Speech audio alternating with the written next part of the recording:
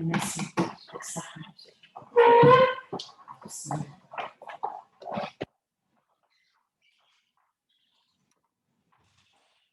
Bonjour, aujourd'hui c'est Dr Mahan avec vous, notre assistante à l'UHSL Quetta.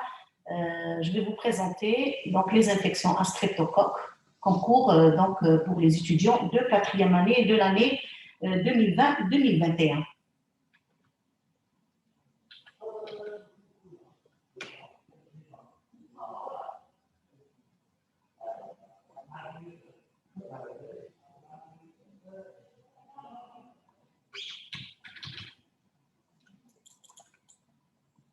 Comme introduction, les streptococci sont toujours très fréquentes en Algérie et même partout dans le monde. C'est un germe qui est en fait cosmopolite, une bactérie particulière qu'on retrouve un peu partout dans le monde, dans tous les pays du monde. Il y a une fréquence particulière dans les pays en voie de développement et ça peut même constituer un problème de santé publique de par quelques complications rhumatismales qu'on verra vers la fin.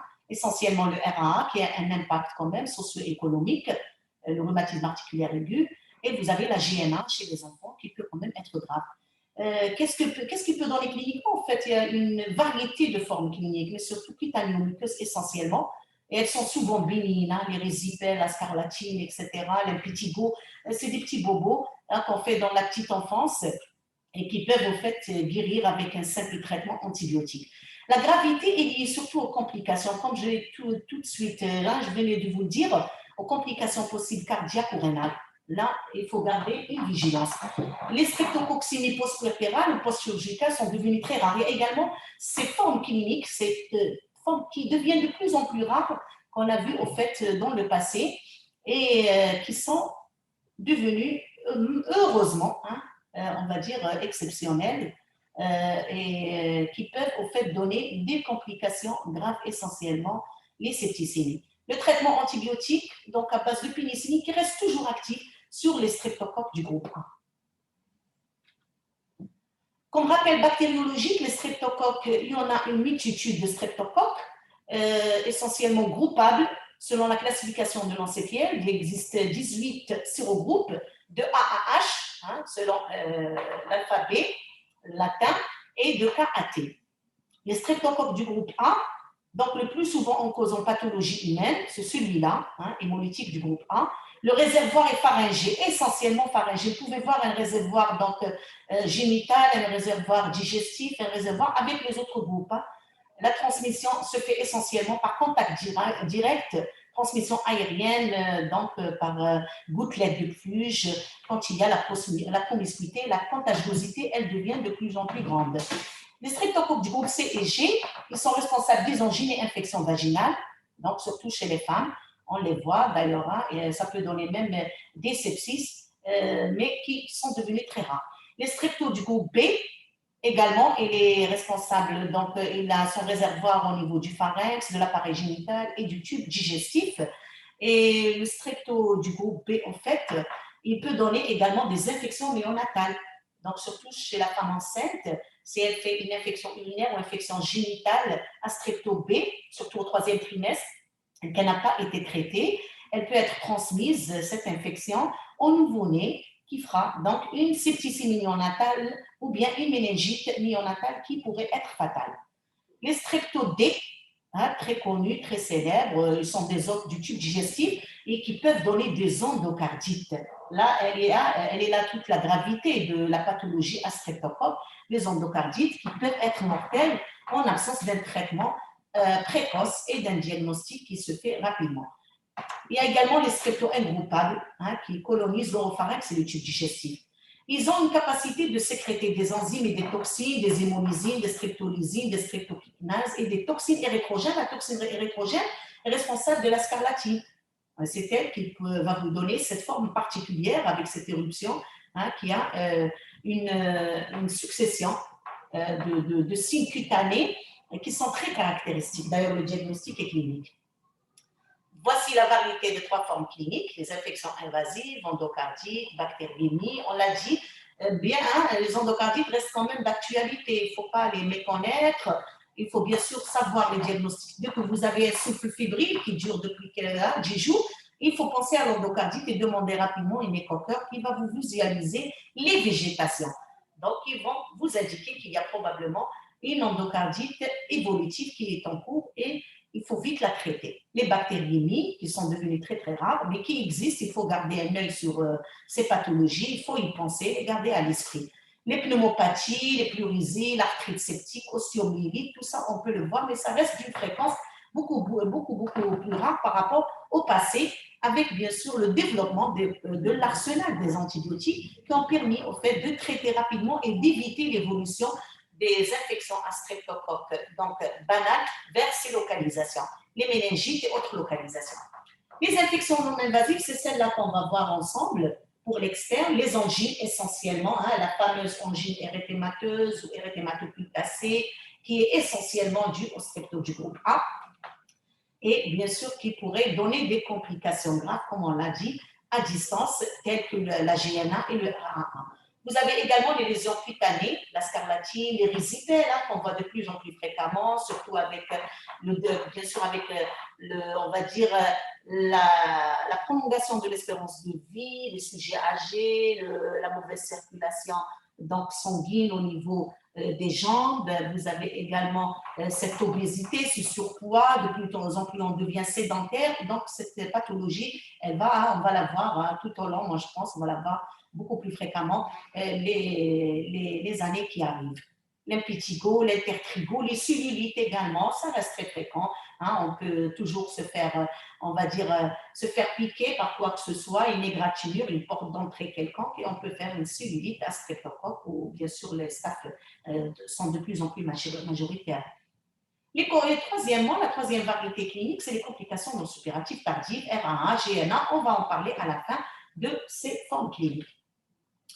Les streptococcus cutanés, je vais commencer par les rhizipèdes. Je ne vais pas parler au fait de l'angine, c'est clair parce que je vais revenir dans la scarlatine, je vais parler de l'angine. C'est pour ça que je ne voulais pas faire un chapitre à part de l'angine, mais il faut garder à l'esprit que toute, au fait, angine érythémateuse ou érythématopulpacée qui survient dans un âge au-delà de 3 ans, il faut penser au streptocoque et la traiter comme telle pour éviter bien sûr des complications.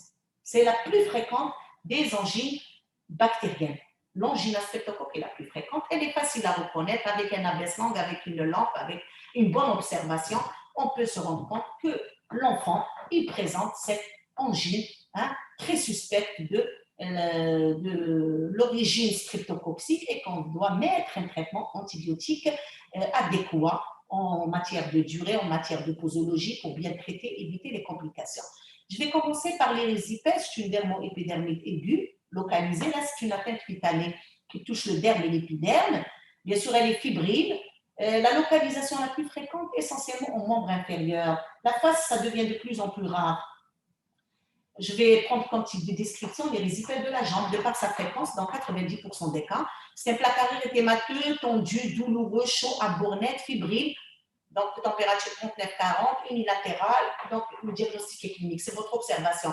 Le malade vient, il se plaint de cette jambe qui enfle, qui devient œdémateuse, elle est rouge, elle est douloureuse, et puis il n'arrive pas à marcher, il fait de la fièvre, il frissonne. Là, il faut penser à l'érysipèle, il faut l'avoir en tête. Le bourrelet périphérique est rare. C'est quoi le bourrelet périphérique? En fait, c'est une surélévation qui limite l'érythème qui est localisé au niveau de la jambe. Il est plus visible quand il s'agit de la face, des l'érysipèle de la face. Mais on le voit également, on va voir quelques photos, on le voit également en présence d'une érysipèle de la jambe. Le placard se recouvre parfois de vésicules ou de flictènes. Et ces flictènes, il faut prélever. Il faut savoir qu'on doit prélever et qu'on peut mettre en évidence, d'accord, le streptocoque qui est responsable. Et c'est bien de confirmer et d'optimiser les examens complémentaires. Il existe bien sûr, certes, cette pathologie est bénigne, mais il y a des formes graves. Il faut penser toujours à rechercher les signes de gravité, tels que la nécrose, l'anesthésie locale, la douleur intense et signes de sepsie sévère. Tout ça, ça risque d'évoluer vers ce qu'on appelle la fasciite nécrosante, qui peut être fatale en absence de traitement rapide. Et bien sûr, également, n'oubliez pas le sepsis sévère. C'est une porte d'entrée. Donc, vous pouvez voir également une dissémination via la microcirculation sanguine vers le sang et qui va vous donner cette bactériémie qui serait responsable d'une septicémie avec d'autres localisations, etc. Il faut toujours rechercher la porte d'entrée. Pourquoi? Parce que si vous n'allez pas retrouver cette porte d'entrée, il risque de récidiver. Donc, la porte d'entrée, le traitement de la porte d'entrée est capital. Déjà, la retrouver, c'est essentiel. Et puis, la traiter, savoir la traiter. La porte d'entrée la plus fréquente étant l'intertrigo. L'intertrigo interdigital entre les orteils. Vous devriez également examiner la jambe dans sa totalité. Rechercher les signes de gravité, je touche, je vois, j'examine, je vois comment elles sont les vésicules, les flictelles, etc. Et également, j'examine donc les orteils, la plante des pieds. Je vois tout ça parce qu'il se peut qu'il y ait une porte d'entrée qui a été négligée par le patient et que je dois la traiter d'une manière correcte. Volontiers récidivant. Voilà, ça c'est une caractéristique qu'il faut toujours garder en tête. Avec bien sûr, pourquoi c'est récidivant? Parce qu'il y a des facteurs de risque locaux et généraux qui sont responsables de cette récidive. Locaux, essentiellement, c'est une lymphœdème. Il y a beaucoup de personnes qui ont un lymphœdème avec l'âge, avec la mauvaise circulation sanguine, la sédentarité. On voit le lymphœdème s'installer au fil des années, donc les grosses jambes, etc. Et cette compression va comprimer, en fait, va comprimer la circulation sanguine. Cet œdème qui est au niveau de la lèvre va comprimer la circulation sanguine et il va bien sûr être responsable d'une infection à ce niveau de l'érésipèle. L'insuffisance veineuse, c'est les varices, bien sûr. Également, une jambe variqueuse, elle risque de se retrouver un jour avec cette forme clinique. L'obésité, le surpoids, de même, parce qu'il y a ce tissu adipeux qui va comprimer la circulation sanguine au niveau de la jambe, il risque de vous donner un jour donc l'érésipèle. Il faut être, bien sûr, essayer de perdre du poids, etc. Les portes d'entrée, il ne faut pas oublier les facteurs généraux comme le diabète, pas vraiment. Mais il y a une fréquence légèrement surestimée, légèrement. Porte d'entrée intertrigo, interorteil, l'ulcère de la jambe, une plaie traumatique. J'ai dit examiner la jambe dans sa totalité. N'oubliez pas la plante des pieds, entre les orteils, le dos du pied, etc. Tout ça, c'est des choses qu'il faut rechercher soigneusement. Voilà une photo qui représente un érésipèle de la jambe. On voit très bien avec une flictelle qui commence à se nécroser en bas. Voilà. Pour ça, il faut bien nettoyer et faire ce qu'on appelle la nécrectomie. Il faut essayer d'enlever cette peau morte carrément avec un bistouri. Voici l'intertrigo interorteil, interdigital. Voilà. C'est un érythème, lésion érythémateuse. Et bien sûr enduite avec un enduit blanchâtre, recouvert d'un enduit blanchâtre qu'on peut prélever. Deuxième forme clinique, localisation toujours de l'érésipèle au niveau de la face. Elle est beaucoup plus rare, comme je l'ai dit.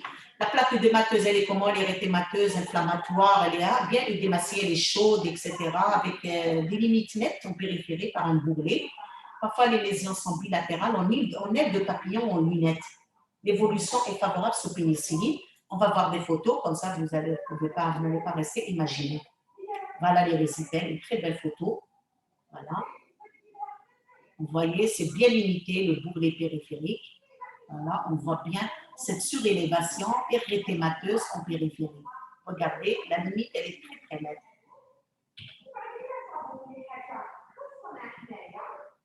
Comment faire le diagnostic de l'érésipèle? Essentiellement clinique. C'est votre observation, ce que vous allez noter, ce que vous êtes en train d'observer. Cette grosse jambe, etc., rouge, fébrile, aiguë, il faut qu'elle vous fasse penser à l'érésipèle. Il ne faut pas oublier qu'il y a bien sûr un diagnostic différentiel avec ce qu'on appelle la thrombophilie de la jambe. C'est pour ça l'échodoppler, il est systématique pour essayer de faire la part de choses, de par on va dire la similarité entre les facteurs de risque qui sont liés aux deux. Donc, il faut également demander, toujours penser à demander un échodoppler de la jambe. Sur le plan biologique, vous avez un syndrome inflammatoire qui est là, donc une CRP positive avec une VS accélérée, un fibrinogène également légèrement élevé. Vous allez voir l'hyperleucocytose à la polynucléose, donc à la formule. Ça, c'est des stigmates de l'inflammation. Donc, ils vont vous permettre de dire qu'on est très probablement devant une infection qui est responsable de cette grosse jambe. L'évolution est favorable en 8 à 10 jours sous traitement. Déjà au 10e jour, 8e jour, en une semaine, vous allez observer l'amélioration clinique. Les complications systémiques sont très rares, mais elles sont possibles, comme le sepsis, on peut voir. Hein. On peut voir une arthrite, on peut voir tout ça, c'est des complications qui peuvent se voir. Donc, il faut penser à bien examiner et à rechercher, à recontrôler le malade pour voir s'il y a des complications qui sont là. La récidive, c'est la hantise, comme je l'ai dit, hein, liée à la persistance de la porte d'entrée ou bien à d'autres facteurs. Parfois, la porte d'entrée est soignée, mais il y a des facteurs locaux qui sont toujours là, qui ne sont pas résolus. Il faut essayer, bien sûr, de les résoudre hein, avec les traitements, avec soit médicaux ou non médicaux, hein, avec les massages, il y a beaucoup de traitements maintenant, de lymphodème, etc. Des possibilités thérapeutiques. Il y a également des tares qui peuvent décompenser. Il faut toujours poser la question, est-ce qu'il est diabétique, est-ce qu'il est insuffisant rénal, est-ce qu'il est suicide? Parce que l'infection, elle peut chambouler le fonctionnement de ces organes. Il faut penser à demander la fonction rénale, la fonction hépatique, voir la glycémie du patient, voir le lactique, s'il fait une cétose. Tout ça, c'est des choses qu'on doit garder à l'esprit. Les formes récidivantes, bien sûr, recommandent une prophylaxie. Voilà, il y a une prophylaxie qui est recommandée. Hormis les mesures d'hygiène avec hygiène minutieuse, traitement de porte d'entrée, etc., contrôle de poids, tout ça, on l'a dit, traitement de l'insuffisance lymphatique, il y a également une pénicillinothérapie au long cours avec l'extensiline à 2,4 millions toutes les 2 semaines. Donc, toutes les 15 jours, on lui fait une injection jusqu'à ce qu'il, bien sûr, on peut laisser ce traitement hein, jusqu'à pratiquement, vous pouvez laisser une année, vous pouvez laisser 2 ans, en fonction du malade que vous avez devant vous.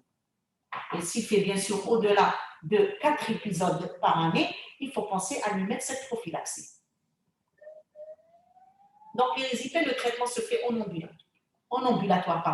L'hospitalisation est parfois nécessaire hein, dans les formes vraiment récidivantes, les formes sévères, les formes compliquées, les formes chez les malades tarés. Là, on doit hospitaliser. Un malade qui vomit, le traitement, il a besoin d'une voie parentérale. Là, vous êtes obligé également de le garder à l'hôpital.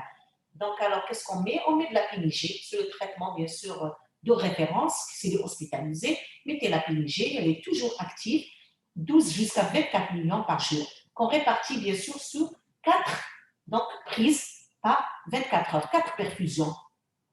Il ne faut pas oublier de surveiller la fonction rénale. La pénicilline, hein, elle est néphrotoxique à forte dose. Et bien sûr, à forte dose également, elle est neurotoxique. Il faut également faire attention aux convulsions qui peuvent survenir chez certains patients. Mais il y a une alternative qui est beaucoup plus souple, facile à manier, c'est l'amoxicilline. Un traitement simple qui est au fait qu'on va donner 50 à 100 mg selon la sévérité de la forme clinique par kilo par jour. On peut bien sûr, après, pendant quelques jours, vous donnerez par exemple 5 jours ou une semaine, et après, vous pouvez relayer une fois l'amélioration a été obtenue, la périxie, l'amélioration locale, etc. Là, vous allez relayer Péros avec l'amoxicilline en comprimé que vous allez donner, bien sûr, les mêmes doses, garder les mêmes doses. Si allergie, et c'est l'effet indésirable majeur de bêta-lactamine, parce qu'on est avec la pénigie et l'amoxicilline, c'est allergique vrai ou avéré, là, vous passez au macrolide ou au synergicine. Synergicine, c'est comme la piostacine, c'est des macrolides apparentés. Vous avez la piostacine, la pristinamycine, qui est connue, qui est très active au niveau cutané et qu'on peut donner 50 à 100 mg par kilo par jour, jusqu'à 3 à 4 grammes. On peut aller jusqu'à 4 grammes hein, par jour, c'est la limite. Elle est très mal tolérée sur le plan digestif. Elle a un goût amer, on peut la vomir, mais il faut la donner ou la tamponner avec un bol digestif sucré, avec du miel, vous pouvez la mettre dans un pot de yaourt, etc., pour qu'elle soit mieux acceptée. N'oubliez pas le repos au lit, la surélévation de la jambe, ça, c'est des choses qui doivent se faire. Donc, alors, pas d'AINS. La chose que je voudrais transmettre aujourd'hui, ne prescrivez jamais des anti-inflammatoires non stéroïdiens quand il s'agit d'une infection de la jambe telle que l'érysipèle. Attention, attention, parce qu'il y a risque au fait d'extension de l'infection et d'évolution vers la facilite nécrosante. Donc, il faut être vigilant, ne pas prescrire un INS, ils vont disséminer l'infection et ils vont bien sûr vous faire évoluer vers la facilite nécrosante qui est fatale. Il y a également un traitement qu'on peut mettre avec les antibiotiques, c'est l'anticoagulant. Les anticoagulants à visée prophylactique, bien sûr.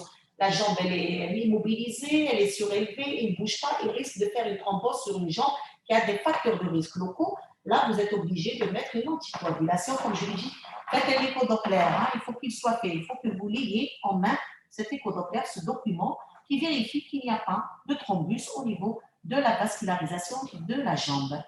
Donc, on va mettre les anticoagulants à visée prophylactique du Lovenox à 40 mg en sous-cutané par jour, une fois par jour. Bien sûr, n'oubliez pas toujours la prise en charge des facteurs de risque. C'est ça c'est primordial. Ça fait partie de l'arsenal thérapeutique. Je vais passer à côté de cette grande forme clinique, les résipèdes qu'on vient de voir avec ces deux localisations, le visage et la jambe. On a parlé de cette fameuse complication qui est la récidive à laquelle on doit faire attention. Il y a également d'autres streptocoques cutanés, tels que l'impétigo, qui est très fréquent, surtout chez l'enfant.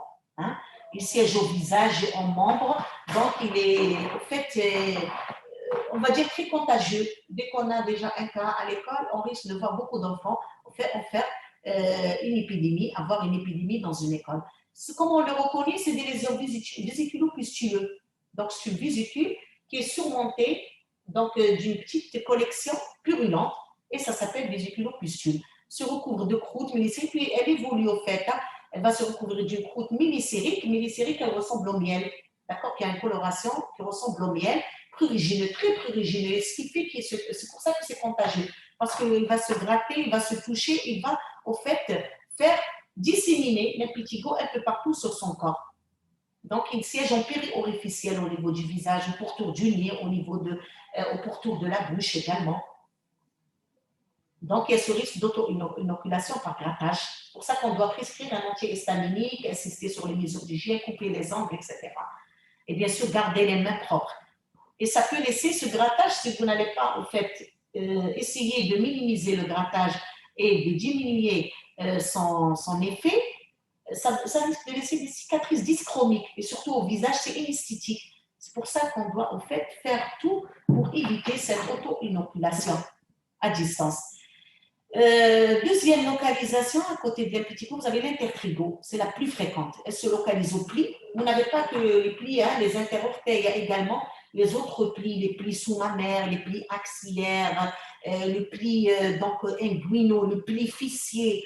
Tout ça, c'est des plis qui peuvent, au fait, être localisés à cause de la macération et de l'augmentation de l'humidité à ce niveau.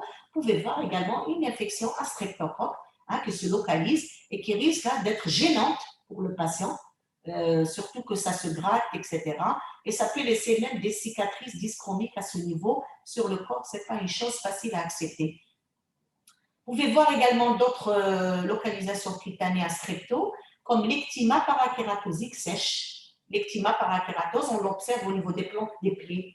Donc également, il faut toujours soigner, s'occuper du pied, c'est aussi primordial que le visage. Donc il faut essayer d'éviter cette hyperkératose qui s'installe avec l'âge, la sécheresse de la peau, etc. Et il faut éviter qu'il y ait cette hyperkératose qui risque de se surinfecter avec du streptocoque qui va vous donner l'ectyma. Deuxième forme clinique après l'irésipède, l'angine, je vous ai récapitulé. Il n'y a pas grand-chose. On donne bien sûr de l'amoxicilline ou de la pénivée, 50 à 100 mg par kilo par jour, pendant 6 jours. Maintenant, 6 jours soigne une angine. Il y a le raccourcissement des durées des antibiotiques. Il y a eu des études qui ont été faites. Avant, c'était 15 jours, après 10 jours. Après, là, on est passé à 6 jours pour traiter une angine érythémateuse. Et le traitement est très, très simple. Il ne faut pas donner de l'augmentin. Il faut éviter l'augmentin. Il n'a pas d'indication là même pour une angine streptococcique. Et en cas d'allergie, vous donnerez les macrolides, les rétromycines. La scarlatine, deuxième forme clinique, est très intéressante. Et il faut reconnaître, elle y est toujours, elle est devenue beaucoup plus rare, mais elle peut persister. Elle est liée au strepto un peu particulier qui héberge un phage et qui va sécréter au fait cette toxine érythrogène qui va donner cette forme clinique particulière. Il faut la reconnaître. Donc, ce n'est plus une simple infection bactérienne, c'est une toxi-infection. C'est-à-dire elle est liée à l'effet de la bactérie au niveau du réservoir qui est le pharynx, et la toxine qui peut vous donner cette scarlatine. Donc, toxi-infection d'origine pharyngée, contagieuse, très contagieuse. Il y a eu même des épidémies qui ont été observées, surtout quand il y a la promiscuité, dans l'antiquité, on en a vu. Elles ont été même rapportées dans des publications. Elles touchent l'enfant d'âge scolaire. Elle est liée au strepto du groupe A, rarement strepto du groupe C ou G. Donc, comme je l'ai dit, il y a une exotoxine qui est sécrétée, pyrogène et électrogène, quand le strepto héberge un phage particulier. Voilà, c'est là où il y a cette capacité de donner cette forme clinique. La porte d'entrée, c'est essentiellement longive, mais on peut voir l'infection cutanée ou gynécologique. Donc, il ne faut pas s'étonner si on ne trouve pas cette angine qui est là. On peut retrouver l'infection cutanée qui est responsable de la scarlatine et même une infection génitale qui peut vous donner une scarlatine. L'incubation elle est courte, de 2 à 5 jours, puis la contagiosité elle se fait 24 heures avant le début des signes, transmission par voie respiratoire. Donc, qu'est-ce que vous allez voir? En fait, elle débute très brutale, une fièvre à 39-40, des frissons, le maladie frissonne, ça donne des douleurs pharyngées abdominales, des vomissements. Il y a quand même un état général qui s'altère, qui commence à s'altérer. Avec à l'examen clinique, une angine très rouge, érythémateuse ou plus passée, des adénopathies rétromandibulaires douloureux, ça c'est classique. Et je passe. La phase bêta s'installe en 24-48 heures. Là, l'essentiel à retenir. Donc après, vous avez les 2 signes cliniques majeurs qui sont l'exanthème et l'énanthème avec cette angine et ce syndrome infectieux qui est là depuis le départ. Donc, qu'est-ce que vous allez voir? Vous allez voir cet exanthème qui commence d'abord sur le thorax, la racine des membres, puis il s'étend en 1 à 2 jours sur le tronc et les membres jusqu'aux extrémités. Voilà, il va s'étendre en nappe avec un fin piqueté rouge, peau de chamois. C'est comme la peau d'orange. La peau d'orange, vous sentez les surélévations qui s'effacent à la vitropression. Parfois, ça peut donner un aspect purpurique. Parfois, aspect purpurique au pli de flexion et au point de frottement. On peut voir ça. Donc, c'est une éruption érythémateuse, donc sans peau, sans espace de peau saine. Il n'y a pas d'espace de peau saine comme au fait les éruptions morbilliformes. Là, vous allez voir un érythème diffus sans espace de peau saine, avec cet aspect donc, de peau de chamois. Le prurité modéré, la peau est sèche, chaude, avec impression de granité. L'aspect souffleté du visage, là, vous avez un aspect souffleté, c'est-à-dire une rougeur sur les pommes, sur les pommettes du visage, qui sont très, très caractéristiques, qui contraste avec une pâleur péribuccale, et c'est le signe de Filatov. Et vous avez le signe de Passia, c'est l'accentuation au niveau des plis de flexion. Vous avez la rougeur qui est plus intense au niveau des plis de flexion, et ça s'appelle le signe de Passia. Vous avez également le signe du calçon, où vous avez pratiquement un aspect rouge sur la région donc, pubienne, et ça s'appelle le signe du calçon. Puis l'exanthème, il va persister pendant 5 jours, 5 à 6 jours, et il va commencer à s'atténuer au 6e jour. Et on a cette fameuse desquamation au bout d'une semaine, qui va persister jusqu'à 1 mois. Les squames sont fines au niveau du visage et du tronc et plus larges aux extrémités. Donc, la desquamation en doigt de gant, voilà, et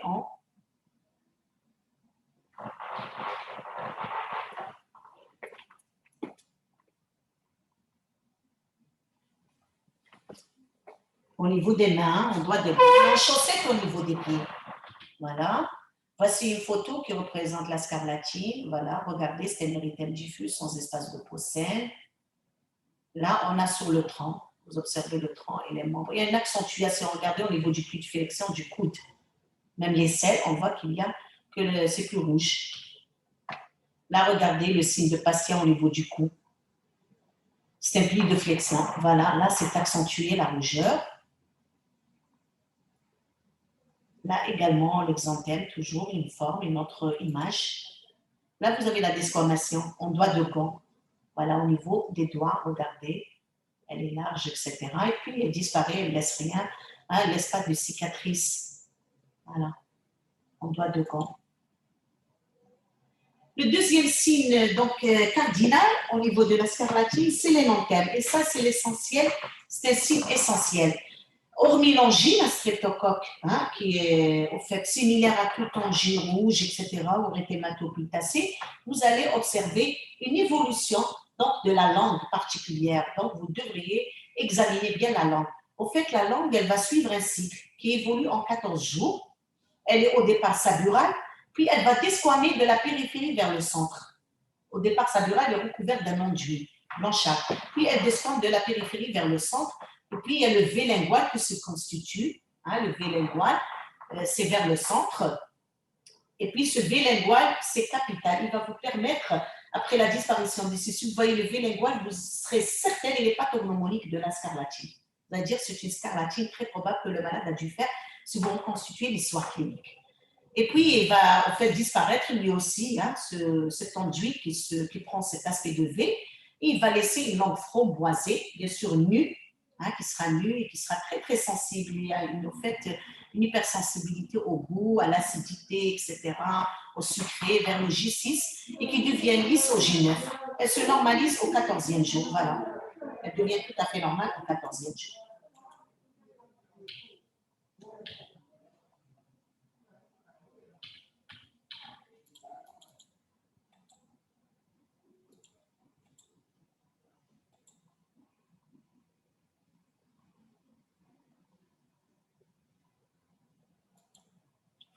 Voilà le V lingual.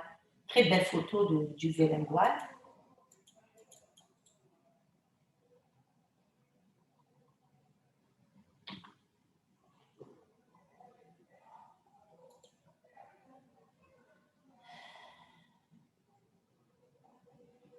Au fait, la variété qu'on a présentée de la scarlatine, c'est la forme typique. Il y a d'autres formes cliniques qui sont frustes, hein, très très minimes. Et là, l'énanthème reste caractéristique. Comme je l'ai dit, c'est lui le signe pathognomonique est constant, qui va rester là et qui va vous signer le diagnostic de la scarlatine. Vous avez les formes à point d'entrée extrapharyngée, on en a parlé tout à l'heure, génitale, cutanée, sans angine. Voilà. Vous pouvez voir même ombilicale. Hein. On a vu suite à une porte d'entrée ombilicale chez le nourrisson, on a vu de la scarlatine également post-opératoire. Il y a également les formes malignes qui donnent des tableaux de choc toxique. Donc, streptococcique, et là, ça peut donner une fièvre avec l'hypotension et une atteinte multiviscérale. Là, vous pouvez voir une forme de scarlatine, on va dire suraiguë, et qui ne se voit plus là, qui se voyait au fait dans l'Antiquité, où il est lié pratiquement à l'utilisation des tampons, donc chez la femme, avec donc la femme jeune avec son cycle, etc., menstruel. Voilà. Le diagnostic, il est essentiellement clinique. C'est une éruption au cours d'une angine, hein, avec ses caractéristiques, avec l'évolution de l'énanthème, le V lingual, etc. Test diagnostic, bon, vous n'en avez pas besoin. Un diagnostic est clinique, mais on peut toujours faire un prélèvement, un test rapide du diagnostic de l'angine, hein, le test rapide, et qui peut nous dire qu'il y a un strepto qui est là. Diagnostic différentiel, il peut se poser avec les autres causes, des éruptions fibriles, virales et médicamenteuses. Et là, il faut vraiment fouiner et chercher les prises médicamenteuses. Le traitement, donc l'antibiothérapie et celle de l'angine, c'est le même traitement, streptococcique, de la pénicilline. Donc de la pénicilline, que ce soit injectable s'il y a des vomissements, si vous hospitalisez le malade, vous mettez bien sûr 6 à 10 millions par jour, ou oral pendant 10 jours, 50 mg par kilo par jour. Vous avez également l'amoxicilline. C'est maintenant facile à manier. L'allergie, si vous avez l'allergie, vous utilisez un macrolide, c'est l'érythromycine. Il faut faire une éviction scolaire, comme on avait dit, ça touche les enfants d'âge scolaire, dans 48 heures après la mise en route des antibiotiques. On passe aux troisième variété clinique liée aux infections en streptocoque, c'est le syndrome post-streptococcique. Vous avez le rhumatisme articulaire aigu, le RAA, vous avez la GNA, vous avez la chorée de Sydenham et l'érythème. C'est 4 formes cliniques. Voilà. Donc, je vais commencer et donner bien sûr l'importance au RAA de par son impact socio-économique. C'est un problème de santé publique qui reste fréquent dans les pays sous-développés, en voie de développement, mais l'incidence a nettement diminué dans les pays développés. Le risque de RAA après une angine non traitée n'existe qu'entre 4 et 25 ans. Il faut retenir ça, on ne parle plus de RAA après 25 ans. Pardon. Les facteurs de risque, vous avez un antécédent de RAA, s'il avait déjà fait, notion d'angine multiple, la strepto bien sûr, du groupe A. Les pays endémiques, hein, les pays en voie de développement, là où il y a des conditions socio-économiques basses. Le RAA, des manifestations cliniques, comment le reconnaître? Vous avez 4 manifestations cliniques majeures. Je vais commencer par la plus importante, c'est la tête articulaire, l'arthrite. La tête articulaire, classiquement, ça touche les grosses articulations, donc le genou, la cheville, l'épaule, etc. Et puis, ça donne une polyarthrite. Chaque poussée s'accompagne de fièvre. puisqu'elles ont comme, vous pouvez même voir une oligomonoarthrite avec inflammation locale, vous pouvez même la faire penser à un diagnostic d'arthrite purulente ou réactionnelle. Parfois, c'est des symptômes tragiques, donc il faut être vigilant. Il y a plusieurs formes cliniques qui peuvent, au fait, prendre l'aspect dans le RA1. La durée spontanée d'évolution des signes articulaires est de 1 mois. Deuxième signe majeur dans le RA, c'est la tête cardiaque. Elle est observée dans 60 à 70% des cas, donc elle fait toute la gravité de la maladie. Et au cours de la première semaine d'évolution de l'arthrite, elle s'installe. Elle est essentiellement donc, liée à la tête endocarditique, surtout ça donne une endocardique avec un souffle, un souffle surtout d'insuffisance plus souvent, donc mitrale aortique. Et essentiellement, un rétrécissement mitral est possible. Après plusieurs semaines d'évolution, vous allez voir un RM qui s'installe. Deuxième tunique qui est touchée, c'est la tête myocardique, qui peut donner une insuffisance cardiaque et les mauvais pronostics, la tête myocardique. Il faut penser à faire un ECG pour la détecter précocement. Vous avez également la tête péricardique. Elle est beaucoup plus rare et ça peut se manifester par des signes électriques et reconnus par les l'échocardiographe. Troisième signe majeur du RA, c'est les signes cutanés. Donc, vous avez l'arthrite, la tête articulaire, vous avez la tête cardiaque, on a parlé de ses caractéristiques, on va parler des caractéristiques de la tête cutanée. La tête cutanée, ça se manifeste par deux éléments cutanés majeurs, lesquels nodosité sous-cutanée de Maynard et l'érythème marginal. Le nodosité sous-cutanée de Maynard, ça touche, en fait, c'est des nodules qui vont se localiser sur les faces d'extension des grosses articulations. Voilà, à ce niveau, le coude, sur la face d'extension, elles s'enferment dans leur quelques millimètres à 2 cm. Donc, il ne faut pas les banaliser, se dire non, c'est rien, c'est un petit bobo. Il faut se dire pourquoi pas une nodosité sous-cutanée de Maynard, d'autant plus qu'elles sont indolores. C'est pour ça que peut-être le malade, il va, ou la maman, elle va les négliger, elle ne va pas leur donner de l'importance. Mais s'il y a une arthrite qui est là, associée, elle va vous faire guider vers le diagnostic de RA. L'érythème marginé, c'est des bacules rosées, plus pâles au centre, siégeant au niveau du tronc et de la racine des membres. Des macules rosées, donc elles sont plus pâles au centre, et qui siègent au niveau du tronc et de la racine. Il faut dévêtir le malade pour les voir, sinon vous n'allez pas le retrouver.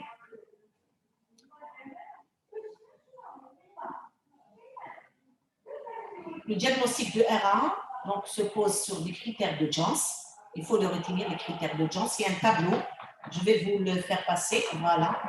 Diagnostic du critère de Jones, il y en a critères majeurs et critères mineurs. Les critères majeurs sont représentés par la polyarthrite, la cardique, l'érythème marginé, nodule de Maynard et la chorée de Sydenham. La chorée de Sydenham, c'est des mouvements involontaires, anormaux, de la tête et du corps, des membres, etc. et qui disparaissent comme ça au bout d'un certain temps. Vous avez également les critères mineurs. Vous avez les critères mineurs qui sont représentés par les arthralgies, de la fièvre, antécédent de RA1, élévation de la VS ou de la CRP, un allongement de l'espace PR à l'ECG. Ça, il faut tout faire ce bilan pour essayer, bien sûr, d'étayer ces critères. Et pourquoi? Parce qu'au fait, voilà, je vais revenir à celle-là. Parce qu'au fait, pour poser le diagnostic, il vous faut donc ces critères cliniques et des critères biologiques. Avec deux critères majeurs, voilà, avec deux critères majeurs associés à des ACO élevés qui prouvent bien sûr la présence d'une infection récente à strepto ou bien prélèvement de gorge positif. Ou un critère majeur et deux critères mineurs.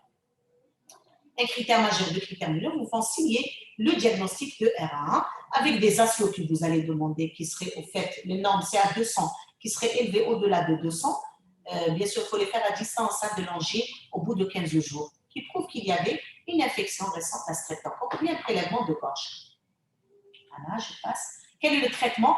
Le traitement, il recommande essentiellement le repos au lit de 3 semaines, un repos au lit strict, pour éviter bien sûr toutes ces complications, pour qu'il y ait une guérison totale. Et les formes sévères avec cardite, on ajoute, à côté de l'antibiothérapie, on ajoute une corticothérapie de la prednisone à 2 mg/kg par jour sur 3 à 4 semaines, donc jusqu'à 1 mois. Vous avez 3 à 4 semaines de corticothérapie et vous commencez la dégression une fois la BS, bien sûr, elle se normalise au bout d'une semaine. Vous allez commencer votre dégression progressivement sur 15 jours. Le forme-fruste, vous allez donner que l'acide salicylique, c'est l'aspirine, 100 mg par kilo par jour. L'antibiothérapie, il faut l'associer, il faut essayer de stériliser le foyer infectieux qui est responsable de ces complications une fois pour toutes. Vous allez donner de la pilule IV, 100 000 unités par kilo par jour chez l'enfant, ou bien 2 millions chez l'adulte pendant 10 jours. C'est allergie de macrolide. Bien sûr, l'érythromycine, la rivamycine, vous avez la josamycine, etc. Il faut associer une prophylaxie au long cours, jusqu'à l'âge de 25 ans avec 200 stérile tous les 21 jours. 1 200 000 chez l'enfant et 2 400 000 chez l'adulte. La chorée de Sydenham, c'est le 4e signe, voilà, qui est lié à l'infection post-streptococcique qui est le RAA. Elle peut paraître isolée, et là, ça fait toute la difficulté de diagnostic, ou bien plusieurs mois après l'angine, et doit faire rechercher une atteinte cardiaque. Il faut toujours prendre le soin d'écouter ou d'ausculter, le cœur. Il faut ausculter le cœur, rechercher un souffle qui est souvent, comme on l'a dit, associé. Et si vous passez à côté, tout un pronostic qui sera en fait mis en jeu. Et l'effet de mouvements involontaires désordonnés, anarchiques, diffus bilatéraux. Voilà, un mouvement involontaire qui s'installe comme ça d'une manière imprévisible. Il régresse spontanément en quelques mois. Tant mieux.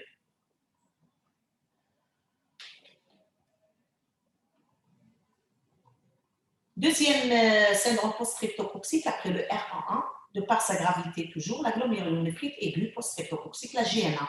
Elle s'installe 10 jours à 3 semaines après l'infection. Donc, la porte d'entrée souvent cutanée plus pharyngée, ça c'est à ne pas oublier. Il ne faut pas s'acharner, se dire non, il n'y a pas d'angine, c'est bon, c'est pas une GNA. Parfois, c'est la peine cutanée. Il faut se dire, est-ce qu'il n'a pas fait un impétigo, est-ce qu'il n'a pas fait, je ne sais pas, un intertrigo, est-ce qu'il n'a pas fait une hyperkératose au niveau plantaire, est-ce qu'il n'avait pas une scarlatine. Ça, c'est également des portes d'entrée qui peuvent donner, en fait, la GNA. Elle se manifeste comment? Un tableau clinique, une triade qui est faite de la fièvre, de douleur abdominale et des vomissements. Et puis, ce syndrome édémateux, très classique, il faut rechercher l'œdème des paupières, puis du visage et des membres inférieurs. L'HTA est souvent modérée, une hypertension artérielle qui fait toute la gravité du tableau, souvent modérée, mais parfois elle peut donner l'insuffisance cardiaque, l'OAP ou encéphalopathie hypertensive, il ne faut pas la banaliser. Le diagnostic, toujours il faut avoir la preuve d'une infection streptococcique récente, comme on l'a dit, ne pas négliger la porte d'entrée cutanée qui est souvent derrière la GNA, c'est pas la pharyngée. L'insuffisance rénale, s'il y a bien sûr fait une fonction rénale, vous allez trouver qu'il y a un chamboulement de la fonction rénale, une hématurie microscopique, une bandelette, il faut qu'elle soit faite avec la protéinurie qui est un élément de pronostic et qu'on surveille, et surtout la diminution du complément total et de sa fraction C3. C'est un bilan spécifique qui est demandé par nos amis pédiatres et qui leur permettrait bien sûr de suivre ces malades. Le traitement, c'est le repos au lit également 3 semaines jusqu'à 1 mois, un régime sans sel parce qu'il y a ce syndrome de Mathieu, cet HTA. Il faut également traiter l'hypertension par des antihypertenseurs et mettre bien sûr l'antibiothérapie. Toujours, il faut qu'elle soit associée, la PMV, pendant une dizaine de jours. Troisième, donc, localisation post-streptococcique, c'est l'érythème noueux. L'érythème noueux, vous avez donc, on a parlé de le RA1, la GNA et l'érythème noueux. C'est très, très fréquent, hein, dermo-hypodermique nodulaire, très typique. J'en ai vu plusieurs cas et que j'avais suivi dans le passé. C'est des lésions inflammatoires et douloureuses enchâssées dans le derme, localisées essentiellement au membre inférieur, très douloureux, hein, qui empêcherait même le malade au fait de marcher. Ça peut donner même une importance fonctionnelle. Ça évolue sur plusieurs poussées. Et puis, la peau va évoluer suivant les stades de la biligynie. C'est quoi la biligynie? C'est-à-dire qu'elle va changer de couleur. Le nodule, il va changer de couleur. Au début, rose, rouge, violet, bleu. Et puis, il va s'atténuer, ou bien, on va dire, s'éclaircir jusqu'à devenir noirâtre et puis disparaître. Voilà, il disparaît en 10 à 15 jours. Voici. Voilà, un érythème noueux quand même qui est très, très important. Regardez, les nodules, on les devine, enchâssés sous le derme. Très douloureux. Diagnostic et clinique avec preuve d'une infection streptococcique, toujours les assopondés à demander, les antistreptomycines, d'accord, sécrétés, bien sûr liés à la sécrétion de cette enzyme. Éliminer les autres causes d'érythème noueux, il y a un diagnostic différentiel comme la tuberculose, la primo-infection tuberculose, la sarcoïdose, pour faire un territoire axonulaire, la tuberculose, etc. Et je recherche des adénopathies profondes pour la sarcoïdose. le traitement, le repos au lit, les anti-inflammatoires, donc l'aspirine, donc 100 mg par kilo par jour pendant 3 semaines. Voilà, je vous remercie de votre attention.